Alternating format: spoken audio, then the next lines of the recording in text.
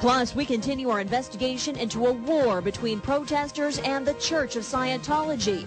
Tonight, hear from a former Scientologist who says that she was abused for years. It's a story you'll only see right here on News Channel 3.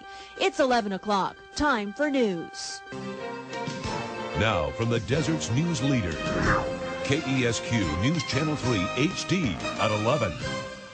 Hello, I'm Tamara DeMonte. And I'm John White. All this month, News Channel 3 has investigated a war between the Church of Scientology and a group of activists known as Anonymous. Last night, News Channel 3's Nathan Baca uncovered confidential security protection inside the church's headquarters in western Riverside County, including a high-powered sniper rifle. And News Channel 3's Nathan Baca joins us now with more on his investigation that you'll only see here on News Channel 3. Nathan. Tamara, tonight another former Scientologist speaks out against the church. Maureen Bolstad says she left the Scientology World Headquarters near Hemet after a dozen years of abuse since the age of 16.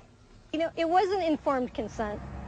The Church of Scientology believes this woman, Maureen Bolstad, is one of the worst people in the world. She is one of a few to be declared a suppressive person. Scientology founder L. Ron Hubbard declared so-called suppressive people cannot be granted the rights ordinarily accorded rational beings. Her crime? Talking to the media about the church. Bolstad was recruited into the Church of Scientology at age 16. She was told she'd get an education and the chance to see the world. 26 years later, she walks down Gilman Springs Road where Scientology's world headquarters is located. She walks with a sense of fear. I lost like 3 years of my life staying out here, and the confessional procedures were just torture. They weren't to help me. They were to get me to introvert and think about what I've been doing wrong as to why I wanted to leave. But the reason I wanted to leave was because the sleep deprivation was killing me. I wasn't being allowed to visit my family.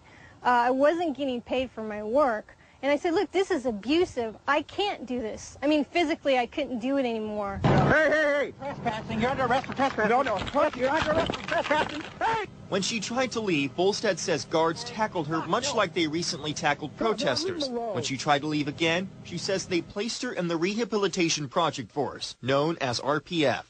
This special rehab center is located at the old Gilman House in the northwest section of the Scientology headquarters. Bolstad says she was assigned manual labor. Maybe like 7 a.m. or so until the sun went down, and I got $11 a week for that. And I got meals.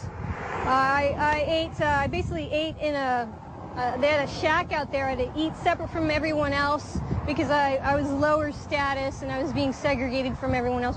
Bolstad didn't spend all her years in the RPF. To prove her claims, Bolstad showed us her Social Security tax forms. Despite working nearly 100-hour work weeks shooting Scientology videos, many years she earned nothing at all. She says the church forced her to pay for the camera equipment she broke when she first started on the film crew.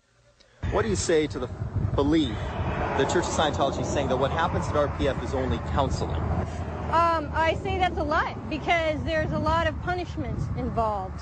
There's your status is lowered. You're only allowed to speak when spoken to. You have to call everybody else sir.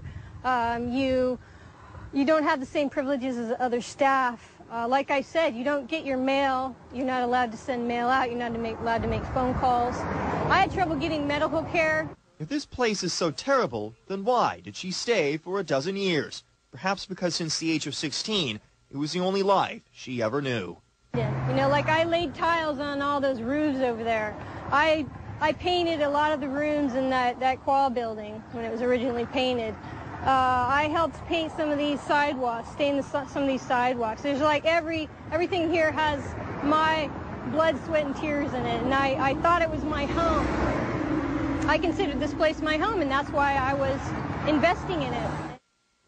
We will have the second half of our interview with Maureen Bolstad Wednesday night at 11. Bolstad tells her account of 12-year-olds working in the church headquarters and women coerced to have abortions or risk being declared a suppressive person by Scientology leadership. So we are continuing our investigation. We'll have plenty more coming up. Quite a story. As this investigation goes on, you're not getting any comment from the church now. So far not. We have News Director Bob Smith has extended the offer to Tommy Davis, who we've interviewed before, to have some sort of comment. We still haven't got that just yet.